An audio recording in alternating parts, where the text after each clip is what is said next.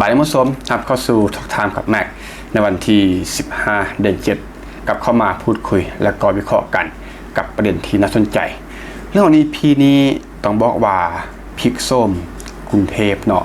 จากที่แน่นอนแหละว่าเป็นเบอร์หนึ่งของโลกในเรื่องของการท่องเที่ยวนักท่องเที่ยวเข้ามาเยือนกรุงเทพหลายที่สุด30กว่าล้าน40ล้านคนแล้วก็มีเรื่องที่เซอร์ไพรส์เนาะ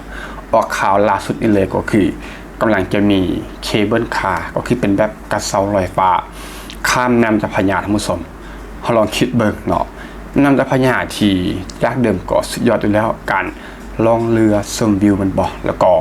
สองฝั่งก็มีสิ่งปลูกสร้างที่มหัศจรรย์แล้วก็สวยงามแต่เป็นไอคอนสยามที่เป็นสีทองอลามแล้วก็ตึกลาฟ้าที่สวยงามแต่ว่านี่กำลังจะมีเคเบิลหรือว่าเคเบิลคาร์เนาะกระเซาลอยฟ้าข้ามแม่น้ำเจ้าพระยาขึ้นเบิ่งนี่คือแลนด์มาร์กระดับโลกเนาะ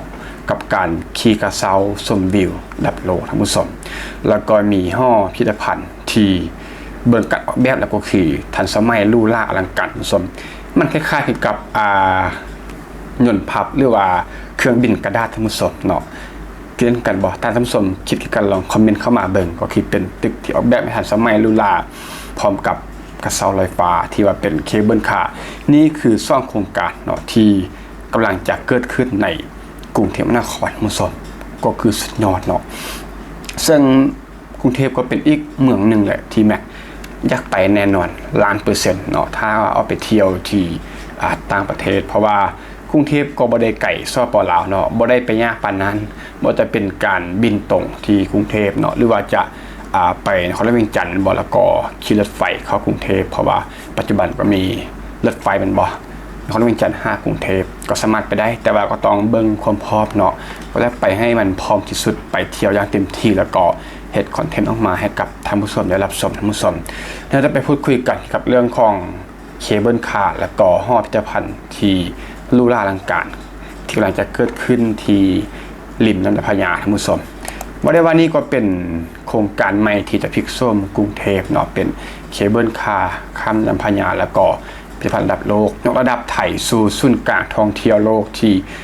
แน่นอนว่าเป็นอยู่แล้วแต่ว่าตอกย้ำอีกท่านผู้ชมมาถึงประเด็นที่สำคัญนึ่งเลยก็คือกรุงเทพนั้นกำลังได้แลนด์มาร์กระดับโลกแห่งใหม่เนาะที่จะเข้ามาเสริมการท่องเที่ยวกรุงเทพท่านผู้ชมซึ่ง AWC ลงทุนกว่า 2,000 ล้านบาทพัฒนาซ่องโครงการใหญ่ได้แก่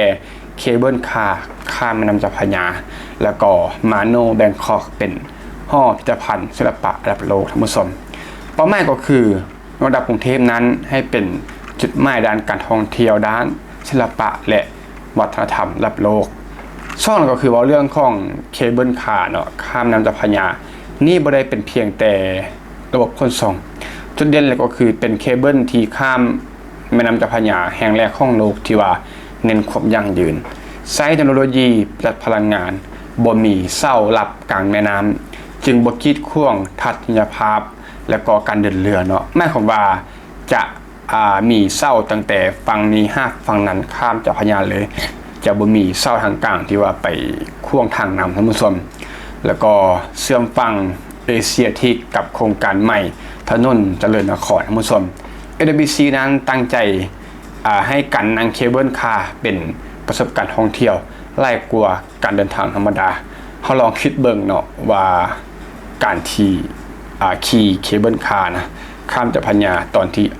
พระอาทิตย์ตกดินตอนยามราตรีเนาะซึ่งแม่คิดว่าน่าจะเป็นการที่มันเคลื่อนที่ไปช้าๆนะเพราะว่าแน่นอนแหละว่าน้ำเจ้าพระยามันก็กว้างนั่นแหละเนาะถ้าว่าเคลื่อนที่ด้วยความเร็วมันก็จะสั้นแล้วก็รับชมวิวได้บ่เต็มที่เนาะน่าจะเคลื่อนที่ไปอย่างช้าๆแบบ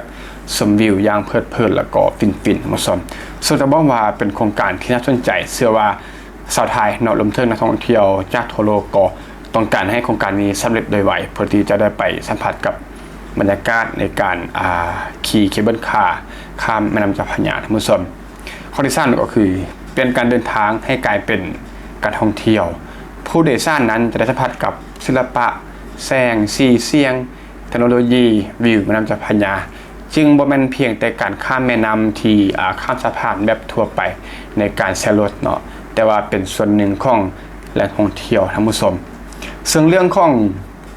พิพิธภัณฑ์เนาะข้อนี้แม่อยากเว้าเพราะว่าเฮาเบิ่งรูปทรงการออกแบบก็คือมันเป็นแบบคือเครื่องบินเจียพับเนาะที่มันได้ว่าไปนั่นแหละก็คือเบิ่งบอกถึงความล้ำสมัยแล้วก็มันลู่ล่านะซึ่งแม่คิดว่ามันเหมาะสมอย่างยิ่งกับกรุงเทพเนาะเพราะว่ากรุงเทพก็คือภาพจำภาพหลังคือเป็นเมืองโล่งถ่ายเนาะเป็นเมืองที่ไฮเทคทันสมัยมีตึกลาดฟ้ามันบ่ริมแม่น้ำเจ้าพระยาก็มีตึกที่ว่าสูงใหญ่แล้วก็มีไอคอนสยามที่เป็นห้องว่าเป็นจุดเด่นเนาะคือสีทองอารามอยู่แคมป์น้ำฉะนั้นสิ่งปลูกสร้างที่ทันสมัยแล้วลู่ล่านะก็คือมันเป็นจุดเด่นหรือว่าเป็นจุดดึงดูดของกรุงเทพในส่วนหนึ่งท่านผู้ชมฉะนั้นการที่สร้างหอพิพิธภัณฑ์ที่ว่ารูปทรงทันสมัยและก็ล้ำสมัยนี่ก็ถือว่าเข้ากับกรุงเทพเนาะถ้าว่าเป็นด้านเรื่องของวัฒนธรรมสมัยโบราณหรือว่าเรื่องของการอนุรักษ์เนาะแน่นอนว่าก็มีเมืองรองต่างๆเมืองทางปราสาทเนาะแต่ว่ากรุงเทพก็คือเป็นเมืองที่ไฮเทคทันสมัยแล้วก็ลู่ล่าถือว่าเป็นตัวดึงดูดท่านผู้ชมต่อมาเรื่องของโมนาแบงคอกนี่คืออย่างเนาะโมนาแบงคอกนี่ก็คือพิพิธภัณฑ์ศิลปะแห่งใหม่ที่ร่วมมือกับโมนาหรือว่าย่อมาจาก Museum of Old and New Art ซึ่งแปลว่าพิพิธภัณฑ์ศิลปะเก่าและใหม่นะก็คือมีการผสมผสานกันอย่างลงตัวท่านผู้ชมจากประเทศออสเตรเลียถือว่าเป็นหนึ่งในพิพิธภัณฑ์รวมสมัยที่มีชื่อเสียงที่สุดแห่งหนึ่งของโลกท่านผู้ชมจุดเด่นของโมนาแบงคอกเลยก็คือบ่แม่นการย้ายพิพิธภัณฑ์จากออสเตรเลียมาไว้ในไทยเนาะแต่ว่าจะสร้างพิพิธภัณฑ์ใหม่ที่จะทอนถึงศิลปะไทยวัฒนธรรมไทยแล้วก็ศิลปินไทยท่านผู้ชมพร้อมกับเปิดพื้นที่ให้ศิลปินจากทั่วโลกนั้นมารวมจัดการแสดงผลงานก็ว่าได้ว่ามีทั้งสากลแล้วก็มีทั้งในไทยเนาะคือสมกับห้องว่าเป็นห้องวัฒนธรรมผสมเจตนาเนาะหรือว่าจุดที่ต้องการก็คือรวมสมัยสมผสานกันระหว่างเก่าแล้วก็ใหม่มีความดังเดิมของไทยศิลปินไทยศิลปะไทยบวกกับจากสากลเนาะเข้ามารวมกันในที่อย่างนี้ท่านผู้ชมวิเคราะห์แล้วก็คือเป็นอย่างโครงการนี้จึงถือว่าสำคัญหลายหนึ่งนั่นก็คือเพิ่มเหตุผลเนาะเพิ่มแรงจูงใจให้กับนักท่องเที่ยวอยากมาอยู่กรุงเทพได้นานขึ้นท่านผู้ชมจากเดิมที่จะมีเอเชียทิกมันบอกไอคอนสยามหรือว่าวัดริมน้ำเป็นต้นแต่วันอนาคตก็จะมีเคเบิลคาร์ข้ามน้ำเจ้าพระยา